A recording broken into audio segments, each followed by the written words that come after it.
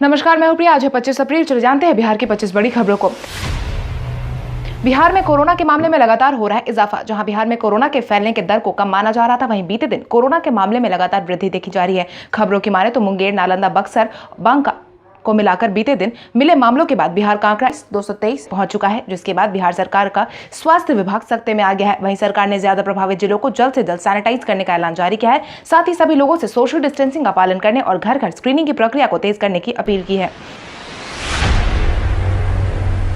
DGP Gupteshwar Pandey ने रमजान में घरों में ही नमाज पढ़ने की सलाह दी। डीजीपी गुप्तेश्वर पांडे ने रमजान के महीने में सभी मुस्लिम भाई बहनों से घरों में ही नमाज पढ़ने की सलाह दी है, क्योंकि लगातार बिहार में कोरोना के मामले में इजाफा देखा जा रहा है। ऐसे में लोगों से एक जगह पर इकट्ठा होने उनकी सेहत के लिए गलत बताया गया है। इतना ही नहीं, इन्हीं सब बातों को ध्यान में रखते हुए मस्जिदों में सामूहिक नमाज पर भी रोक लगा दी गई है। वहीं सभी लोगों से घरों में रहने की अपील की गई है। इसके साथ ही डीजीपी गुप्तेश्वर पांडे ने यह भी कहा है कि रमजान में धर्म का पालन करने की जरूरत है। साथ ही अल्लाह से संपूर्ण मानवता की रक्षा की दुआ करने की भी अपील की गई है। गया एयरपोर्ट से 171 यात्री थाईलैंड के लिए हुए रवाना। अचानक से बंद के आदेश के बाद बिहार के अलग अलग जिलों में फंसे थाईलैंड के यात्रियों को वापस भेज दिया गया है, जिसके लिए थाईलैंड के सभी 171 यात्रियों के लिए विशेष विमान की व्यवस्था करवाई गई थी। आपको बता दें, थाईलैंड सरकार ने बंद में फंसे अपने सभी यात्रियों को वापस लाने के लिए भारत सरकार के विदेश मंत्रालय से आग्रह किया था, जिसके बाद भारत सरकार ने विशेष अनुमति देते हुए सभी को वापस भेजने का अनुमति प्रदान किया था। ज्ञात हो, भारत में थाईलैंड से कुल मिलाकर 342 यात्री फंसे हुए थे, जिनमें से 171 बिहार में थे। उत्तर बिहार की सब्जियों को 12 राज्यों में भेजने की जिम्मेदारी उठाई रेलवे ने उत्तर बिहार की सब्जियों को 12 अलग अलग राज्यों में भेजने की जिम्मेदारी उठाई है, जिसके तहत रेलवे ने सब्जी नहीं बिकने की समस्या को देखते हुए बिहार समेत झारखंड, उत्तर प्रदेश, मध्य प्रदेश, असम, नागालैंड, त्रिपुरा, मिजोरम, मणिपुर, मेघालय और अरुणाचल प्रदेश तक सब्जियों को पहुंचाने का काम शुरू किया है, जिसके लिए रेलवे ने सीधा उद्यान विभाग से इस सुविधा के लिए संपर्क किया है। वहीं किसानों को भी इस बात से अवगत करवाने के लिए रेलवे ने उद्यान विभाग से बातचीत की है। मुख्यमंत्री नीतीश कुमार ने हॉटस्पॉट इलाके को पूरी तरीके से सैनिटाइज करने की कही बात। कोरोना के मामले में बिहार में लगातार इजाफा देखा जा रहा है। वहीं इसी को ध्यान में रखते हुए मुख्यमंत्री नीतीश कुमार ने हाल ही में की गई समीक्षा बैठक में सभी हॉटस्पॉट इलाके को पूरी तरीके से सैनिटाइज करने की बात कही है। इतना ही नहीं, उन्होंने सभी अस्पतालों में ओपीडी व्यवस्था को पूरी तरीके से मजबूत करने का आदेश भी जारी किया है। इसके साथ ही मुख्यमंत्री नीतीश कुमार ने कोविड-19 से प्रभावित व्यक्तियों के कॉन्टैक्ट लिस्ट और ट्रैवल हिस्ट्री को भी जल्द से जल्द पता लगाने का आदेश जारी किया है। साथ ही घर घर जाकर स्क्रीनिंग की प्रक्रिया को तेज करने की भी अपील की है। बाहर फंसे बिहार के छात्र छात्रियों के लिए हेल्पलाइन नंबर किया गया जारी। बिहार के बाहर फंसे छात्र छात्राओं के लिए बिहार सरकार ने बंद की अवधि में हेल्पलाइन नंबर जारी किया है, जिससे कि अब छात्र द्वारा दिए गए सूचना के बाद उनकी हर संभव मदद के लिए आश्वासन दिया गया है। खबरों की माने तो बिहार सरकार की टीम ने सभी छात्रों की मदद के लिए यह कदम उठाया है, जिसकी जानकारी सूचना एवं जनसंपर्क विभाग के सचिव अनुपम कुमार ने प्रेस कॉन्फ्रेंस में दी है। वहीं सरकार द्वारा जारी किया गया हेल्पलाइन नंबर कुछ इस प्रकार है: 061222946000। सरकार ने बालू खरीद बिक्री को दी मंजूरी। सभी बालू विक्रेताओं के लिए खुशखबरी। बिहार सरकार ने बालू खरीद बिक्री को मंजूरी दे दी है, जिसके तहत 20 अप्रैल के बाद से पुल और सड़क निर्माण में मिली मंजूरी के बाद अब बालू की खरीद बिक्री को हरी झंडी दे दी गई है। ज्ञात हो, निर्माण कार्य में बालू की कमी से रुकावट आने लगा था। इसी को ध्यान में रखते हुए सरकार ने मंजूरी दे दी है। खबरों की माने तो बिहार सरकार ने राज्य में नेशनल और स्टेट हाईवे की सड़कों के निर्माण, पुल पुलिया के निर्माण कार्यों की स्वीकृति दी है। वहीं बिहार सरकार ने खान एवं भूतत्व विभाग ने बालू की बिक्री का आदेश जारी किया है। मुख्यमंत्री नीतीश कुमार ने नियोजित शिक्षकों के मामले में वीडियो कॉन्फ्रेंसिंग के जरिए करेंगे हालात की समीक्षा। मुख्यमंत्री नीतीश कुमार नियोजित शिक्षकों की जारी मांग को देखते हुए अब वीडियो कॉन्फ्रेंसिंग के जरिए हालात की समीक्षा करेंगे, जिसके बाद बीते दिन मुख्यमंत्री नीतीश कुमार ने पहली बार खुद से इस मुद्दे पर समीक्षा की है। बीते दिन में बैठक और समीक्षा से नियोजित शिक्षकों को सरकार कोई फैसला सुना सकती है। आपकी जानकारी के लिए आपको बता दें, बीते कई महीनों से सभी नियोजित शिक्षक समान काम समान वेतन की मांग को लेकर लगातार सड़कों पर बने हुए थे। हालांकि बंद के ऐलान के बाद सड़कों पर से तो उठ गए, मगर अपनी मांग पर अड़िग रहे। बिहार के सभी 38 जिलों में होगी डोर टू डोर स्क्रीनिंग। मुख्यमंत्री नीतीश कुमार ने बिहार के सभी 38 जिलों में डोर टू डोर स्क्रीनिंग करवाने का आदेश जारी किया है, जिसकी पहल जल्दी शुरू कर दी जाएगी। आपकी जानकारी के लिए आपको बता दें, बिहार में लगातार कोरोना के मामले में वृद्धि देखी जा रही है और यही कारण है कि मुख्यमंत्री नीतीश कुमार ने घर घर जाकर स्क्रीनिंग की प्रक्रिया को बढ़ाए जाने की अपील की है। इतना ही नहीं, मुख्यमंत्री नीतीश कुमार ने सभी आम नागरिकों से सोशल डिस्टेंसिंग का पालन करने की अपील की है। डीजीपी के रिश्तेदार से चालान लेने वाले थानेदार और सब इंस्पेक्टर को मिलेगा रिवॉर्ड। बीते दिन एक युवक बिना किसी पास के सड़कों पर खुलेआम घूम रहा था। जब पुलिसकर्मियों ने उसे पकड़ा तो उसी वक्त उसने डीजीपी गुप्तेश्वर पांडे का नाम लेना शुरू कर दिया। इतना ही नहीं, उसने खुद को डीजीपी गुप्तेश्वर पांडे का रिश्तेदार भी बताया। लेकिन पुलिस की टीम ने सख्त से सख्त कदम उठाते हुए बेवजह सड़क पर निकलने और नियम का उल्लंघन करने के लिए उससे राशि ली, जिसके बाद डीजीपी गुप्तेश्वर पांडे ने खुद उन पुलिसकर्मियों की तारीफ की है, साथ ही उनका हौसला बढ़ाया है। इतना ही नहीं, डीजीपी गुप्तेश्वर पांडे ने इन दोनों को 5-5 हजार का रिवॉर्ड देने की बात भी कही है। बिहार में युवाओं पर हावी हो रहा है कोरोना। जहां एक तरफ कोरोना के बारे में यह कहा जा रहा था कि इससे युवा के प्रभावित होने के मामले बहुत कम हैं, वहीं इसके उलट बिहार में देखने को मिल रहा है। स्वास्थ्य विभाग की माने तो बिहार में अधिक पॉजिटिव मरीज की उम्र 40 साल से कम है। इतना ही नहीं, स्वास्थ्य विभाग के लास्ट अपडेट के अनुसार कोरोना प्रभावित व्यक्तियों में सबसे ज्यादा युवाओं की सूची देखने को मिल रही है। वहीं बिहार में बीते कुछ दिनों में लगातार कोरोना के मामले में इजाफा देखा गया है। इसके बाद सरकार सख्ते में आ गई है। पीपीई किट बनाने में दानापुर रेल मंडल देश में दूसरे स्थान पर। कोरोना के बढ़ते मामले को देखते हुए सरकार ने ज्यादा से ज्यादा पीपीई किट बनाने की मुहिम को तेज करने की अपील की थी। इसी को ध्यान में रखते हुए दानापुर रेल मंडल देश में दूसरे स्थान पर पीपीई किट बनाने की मुहिम में पहुंच चुका है। वहीं भारत में लगातार कोविड-19 के मामले में बढ़ोतरी हो रही है। ऐसे में दानापुर रेल मंडल का योगदान बेहद ही सराहनीय है। खबरों की माने तो अब तक दानापुर मंडल ने 2250 किट्स बना लिए हैं। वहीं 30,000 किट बनाने का लक्ष्य रखा गया है।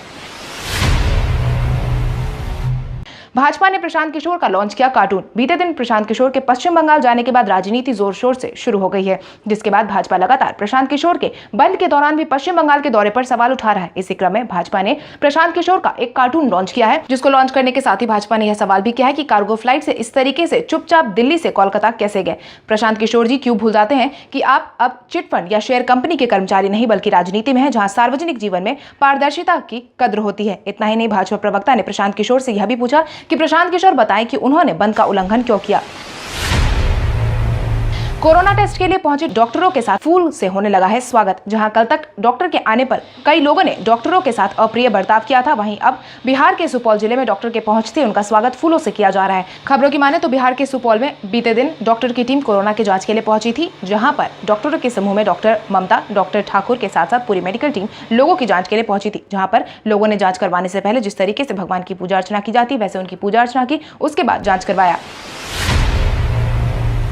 रामकृपाल ने मुख्यमंत्री नीतीश कुमार का किया बचाव। जहां एक तरफ नेता प्रतिपक्ष तेजस्वी यादव समेत कई विपक्षी दल बिहार सरकार पर लगातार कोटा से छात्रों को वापस नहीं बुलाए जाने पर तंज कस रहे, वहीं अब भाजपा सांसद रामकृपाल यादव ने सरकार का बचाव करते हुए यह कहा है कि अगर छात्रों को वापस लाया गया तो बंद के नियमों का उल्लंघन होगा। इसके साथ ही उन्होंने यह भी कहा कि सिर्फ कोटा में ही बिहार के छात्र नहीं फंसे हुए हैं, भारत के अलग अलग राज्यों में बिहार के कई छात्र फंसे हुए हैं। अगर कोटा के छात्रों को बुलाया गया तो फिर विभिन्न राज्यों के छात्र भी वही मांग करेंगे। ऐसे में बंद के नियमों का पालन करना असंभव हो जाएगा। बंद की अवधि समाप्त होने के बाद इस मुद्दे पर आगे की चर्चा होगी। बंद में आज से रमजान की होगी शुरुआत। बंद के बीच आज से रमजान की शुरुआत होगी। इस बार 14 घंटे 26 मिनट का पहला रोजा होगा। वहीं इस बार रमजान के सभी लोगों से घरों में नमाज पढ़ने और रोजा खोलने की अपील की गई है। वहीं बिहार में मुख्यमंत्री नीतीश कुमार ने रमजान के पवित्र महीने की शुरुआत को लेकर राज्यवासियों को मुबारकबाद दी है। इसके साथ ही उन्होंने प्रत्येक व्यक्ति को सचेत रहने की भी सलाह दी है, जिसके तहत उन्होंने और मुस्लिम धर्म गुरुओं ने भी मुसलमानों से अपील करते हुए कोरोना की वजह से एहतियात बरतने और घर से ही नमाज और रोजा करने की अपील की है। 19 मई तक शिक्षकों द्वारा किए गए निलंबन को वापस लेगी बिहार सरकार। बिहार सरकार ने शिक्षकों के साथ शांति वार्ता का रास्ता बनाते हुए ड्यूटी ज्वाइन करने के अच्छे संकेत दिए हैं। वहीं काम छोड़कर सड़कों पर उतरे शिक्षकों से दोबारा स्कूल ज्वाइन करने वाले शिक्षकों पर विभाग ने नरमी दिखाई है, जिसके तहत नौकरी ज्वाइन करने की इच्छा रखने वाले शिक्षकों से उनके निलंबन को वापस लेने का ऐलान जारी किया गया है, जिसकी जानकारी राज्य के प्राथमिक शिक्षा निदेशक डॉक्टर अजीत कुमार सिन्हा ने दी है। उन्होंने बताया कि सड़कों पर उतरे सभी शिक्षक डीईओ और बीईओ कार्यालय में जाकर फिर से सेवा ज्वाइन कर सकते हैं। बीते एक महीने में लगभग 9 करोड़ वसूला गया। बीते एक महीने में बंद के नियमों का पालन नहीं करने वालों की लंबी कतार देखने को मिली है, जिसके तहत नियम तोड़ने वालों से लगभग 9 करोड़ रुपए वसूला गया है। हालांकि प्रशासन के बार बार समझाने के बावजूद आम जनता समझने को तैयार नहीं है और यही कारण है कि पुलिस को बार बार सख्ती से पेश आना पड़ रहा है। बिहार पुलिस की तरफ से मिले आंकड़ों के अनुसार 24 मार्च से लेकर 24 अप्रैल तक नियमों का पालन नहीं करने वाले 1487 मामले सामने आए हैं। वहीं 1354 लोगों को बंद भी किया गया है। इसके साथ ही 40,427 गाड़ियों को लॉकडाउन का पालन नहीं करने के लिए लिया गया है। STET परीक्षा का रिजल्ट जल्द ही किया जाएगा जारी। STET परीक्षा में शामिल हुए सभी अभ्यर्थियों के लिए अहम सूचना। प्राथमिक शिक्षा निदेशक रंजीत कुमार सिन्हा के अनुसार STET के साथ TET पास अभ्यर्थियों की नियुक्ति भी बंद खत्म होने के साथ ही कर दी जाएगी। इसके लिए STET का रिजल्ट जल्द ही जारी कर दिया जाएगा। खबरों की माने तो शिक्षा विभाग द्वारा बीते दिन की गई बैठक में इस बात का निर्णय लिया गया है, जिसके बाद राज्य में 34,000 उच्च माध्यमिक शिक्षकों की नियुक्ति करने का फैसला भी लिया गया। वहीं NCTE से सभी शिक्षकों की बहाली के लिए गाइडलाइन की मांग की गई है। तेजस्वी यादव के शायराना ट्वीट पर जदयू ने दिया जवाब। नेता प्रतिपक्ष तेजस्वी यादव ने कुछ दिनों पहले ही जदयू पर शायराना अंदाज में तंज कसते हुए ट्वीट किया था, जिसमें उन्होंने लिखा था, जो मुश्किल में घर से दूर है वह बिहार का मजदूर है, वीआईपी पास हटाओ, मजदूरों को वापस लाओ। जिसके बाद जदयू नेता निखिल मंडल ने ट्वीट करते हुए लिखा, जो मुश्किल में बिहार से दूर है, ऐसे समय करता मस्ती का टूर है, कुछ अपना भी फर्ज निभाओ, चार्टर्ड प्लेन में जन्मदिन मनाए थे, अरे भाई कम से कम उसी से तो वापस आ जाओ। पीडीएस से अनाज लेने वालों को कुछ नियमों का करना होगा पालन। पीडीएस दुकानों से अनाज लेने वालों को सरकार द्वारा जारी किए गए दिशा निर्देश का पालन करना जरूरी हो गया है। इसके तहत बिहार में किसी भी राशन कार्ड धारी को अगर पीडीएस से अनाज लेना है तो पीओएस मशीन में अंगूठा लगाना अनिवार्य कर दिया गया है। हालांकि बंद के आदेश के बाद खाद्य एवं उपभोक्ता संरक्षण विभाग ने पीओएस मशीन से अंगूठा लगाने से छूट दे दी थी, लेकिन सरकार के पास कम अनाज वितरण और दूसरी जगह से कई समस्याओं के आने के बाद सरकार ने अपने फैसले को वापस लेते हुए मशीन में अंगूठा लगाना अनिवार्य कर दिया है। बिहार सरकार पर चिराग पासवान हुए गर्म। बीते दिन लोजपा प्रमुख और केंद्रीय मंत्री रामविलास पासवान ने बिहार सरकार से लाभार्थियों की सूची की मांग की थी, जहां पर उन्होंने सूची के अनुसार सभी को अनाज देने की बात कही थी। वहीं बिहार सरकार की तरफ से सूची नहीं मिलने के बाद चिराग पासवान ने बिहार सरकार को सख्त रवैया दिखाते हुए यह साफ कहा है कि अगर सरकार लाभार्थियों की सूची नहीं भेजेगी तो उन्हें अनाज कैसे पहुंचाया जाएगा। जिसके तहत उन्होंने ट्वीट कर लिखा है कि केंद्र सरकार ने तमाम प्रदेशों से बचे हुए लगभग 39 लाख राशन कार्ड धारकों की सूची जल्द भेजने को कहा है, मगर बिहार सरकार अभी तक सूची नहीं भेज पाई है। प्रधानमंत्री नरेंद्र मोदी ने वीडियो कॉन्फ्रेंसिंग के जरिए जहानाबाद जिले के पंचायत से की बात। प्रधानमंत्री नरेंद्र मोदी ने बीते दिन पंचायती राज दिवस के दिन सभी पंचायतों के साथ वीडियो कॉन्फ्रेंसिंग के जरिए बात की थी, जहां पर उन्होंने पंचायतों को मजबूत करने की पहल तेज करने की अपील की। इसके तहत प्रधानमंत्री नरेंद्र मोदी ने बिहार के जहानाबाद जिले के जारी पंचायत का हाल जाना था, जिसके साथ ही उन्होंने ई ग्राम स्वराज पोर्टल का उद्घाटन भी किया। इतना ही नहीं, प्रधानमंत्री नरेंद्र मोदी ने सभी पंचायतों में सोशल डिस्टेंसिंग और बंद के नियमों का पालन किए जाने की भी रिपोर्ट ली। सचिन तेंदुलकर का बेटा मानने वाली लता मंगेशकर ने जन्मदिन पर शेयर की एक फोटो। भारतीय टीम के बेहतरीन खिलाड़ी सचिन तेंदुलकर के जन्मदिन पर उन्हें बेटा मानने वाली लता मंगेशकर ने एक बेहद ही पुरानी तस्वीर को शेयर किया है। साथ ही अपने ट्विटर अकाउंट पर शेयर करते हुए उन्होंने कैप्शन में लिखा है, नमस्कार सचिन, आपको जन्मदिन की बहुत बहुत शुभकामनाएं। ईश्वर करे आपकी उम्र लंबी और आप हमेशा सुखी रहे, यह मेरी मंगल कामना है। घर में सभी परिवार को मेरा नमस्कार। जिसके तहत लता मंगेशकर ने सचिन तेंदुलकर की 3 तस्वीरों को शेयर किया था, जहाँ पर एक में सचिन तेंदुलकर के साथ अमिताभ बच्चन और लता मंगेशकर दोनों ही मौजूद है।